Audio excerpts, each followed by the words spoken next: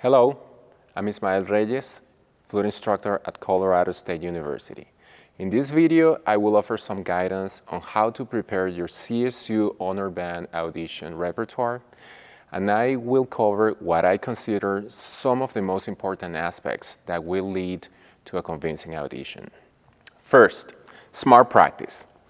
Planning your daily routine to refine skills rather than just playing through the excerpts is critical to develop consistency and confidence.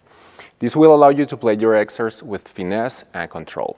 So, consider these steps. Identify challenges. Knowing your own playing, your strengths as well as your limitations is crucial to prepare properly. Once you know the areas that require more work, you can better focus on the skills to overcome those challenges. Always practice those skills separately and very slowly, focusing on good form and proper muscle memory. Then you can put this in the context of the music you're playing and into the flow of the phrase. Second, develop an appropriate sense of style and character from the beginning of the learning process. Both of these year's selections are from Keller's Romantic Etudes, and both of them have character titles. So consider the meaning of valse and gavotte, which are both dances when you practice these etudes. We will cover these as we proceed into each of these pieces. Third, practice your performance. Just make sure you practice in the same space you plan to record, and always developing a performance strategy or performance plan and learning to execute it will lead to more flow and more consistency. A performance strategy is basically having and memorizing a set of directions that will allow you to anticipate and prepare both physically and mentally for technical challenges or important musical points ahead of you. Etude number 2, Doll's Waltz. Like I mentioned before, identifying potential challenges is very important when planning your practice. In this piece in particular, the main challenge is large intervals. They're everywhere on the piece, and the higher note of the ascending interval always lands on the downbeat. This has a very important implication for the style of the piece, as we will see later. Practice this lift progressively using diatonic intervals. For example, I'm going to take measures 4 into 5, using a low B to middle A. So what we'll do is we'll cover in the key of G major, like this piece is written. We're going to go from B to C, B to D, and so on in this fashion.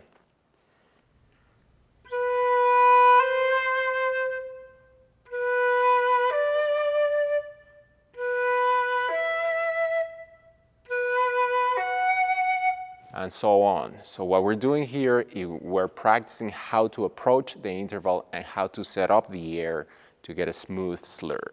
You can also do this on the higher intervals, which are actually more challenging, but you can do this backwards then. So for example, in the downbeat of measure 8, we have a high E. So what we'll do is we'll take one note before, D to E, then 2 notes before, C to D, and still we're approaching this in a diatonic way in the key of G major, and this way.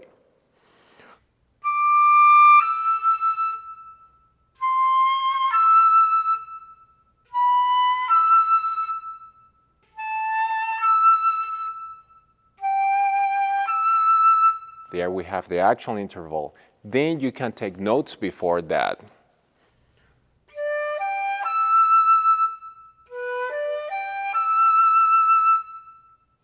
So this way, you can actually practice getting constant airflow and always do this very slowly so you develop proper muscle memory. One very common mistake on this piece is the timing of the dotted quarter note, especially if you're breathing after it. This has a very easy fix. Just make sure you put your metronome, but it's very important to start slowly. You can start under tempo. It's marked at 116, so you can start at 92 or even slower, so you develop proper form when breathing and try to avoiding any gasping sounds. I would suggest not to breathe on the bar lines, But if you necessarily have to do it, it's much better to breathe on the bar line rather than compromising your tone or intonation. Now, let's consider style. Look at the title, Dolce Waltz, and the marking, Vals Lento or Waltz Slow, and right below the staff, Con Eleganza, with elegance. The waltz originated as a partner dance in 3/4 meter and is danced in a spinning fashion. This is very important because it's the same way that we should think of the flow of the phrase and the way we move the air. So think of a spinning wheel. If we put a weight on any particular spot, that way we'll create momentum as we go down, and then we'll slow down the motion as we go up.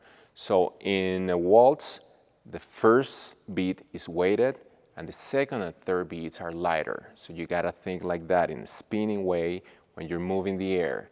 Like 1, 2, 3, 1, 2, 3. This will give you flow and will make your phrase much more clear. Now I will perform the entire excerpt.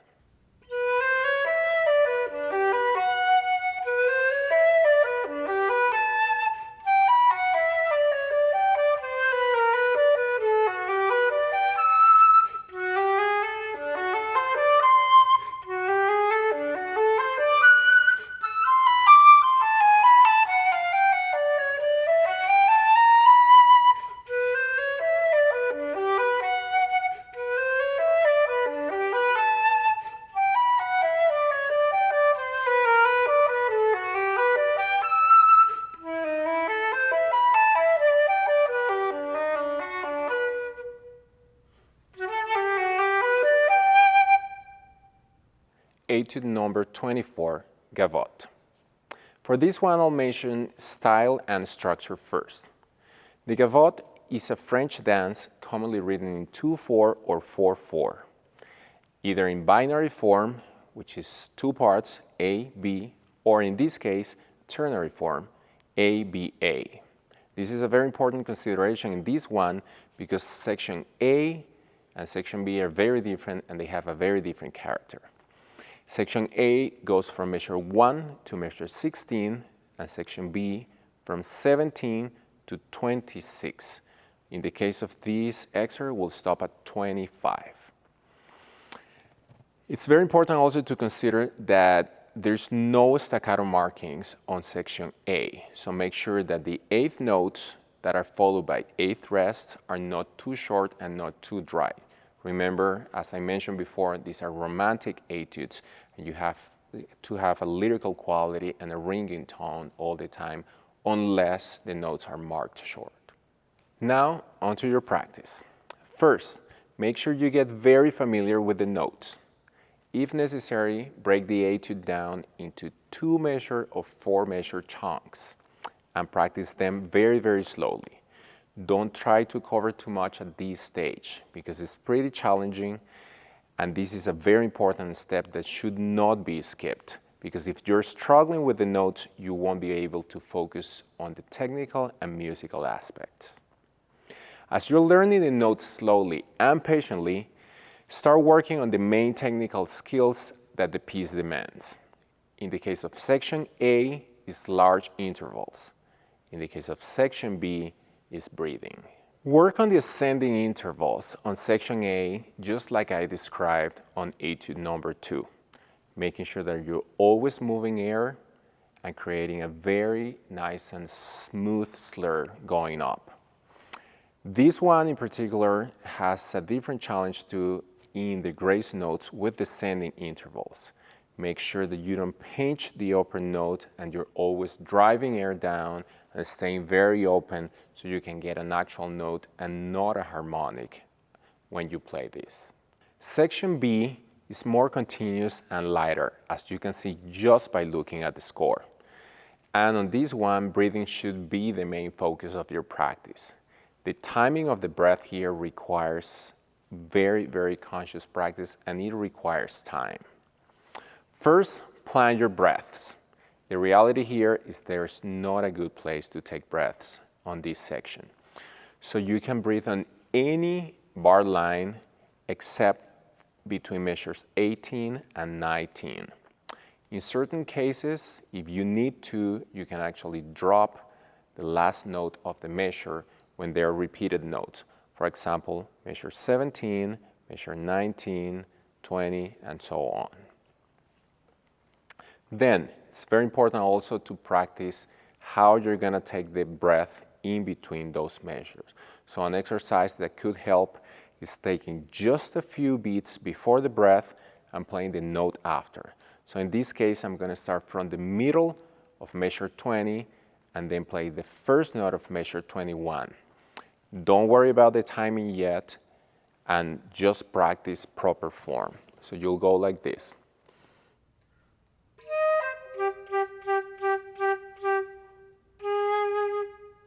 Then you can start shortening the time of the breath.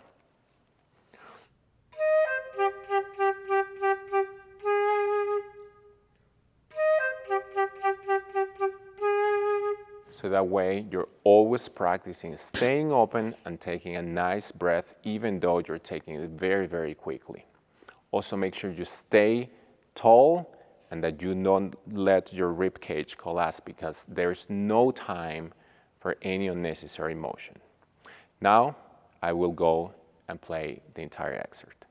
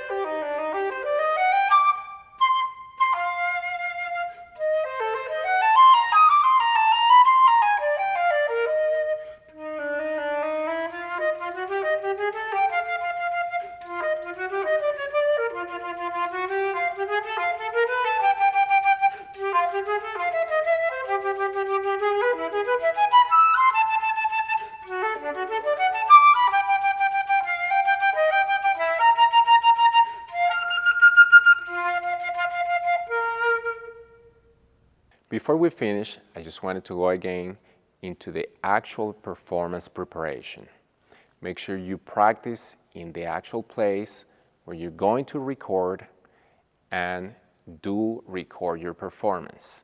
Use the same device that you're going to use when you submit your audition because it's very important that you know the way you're sounding.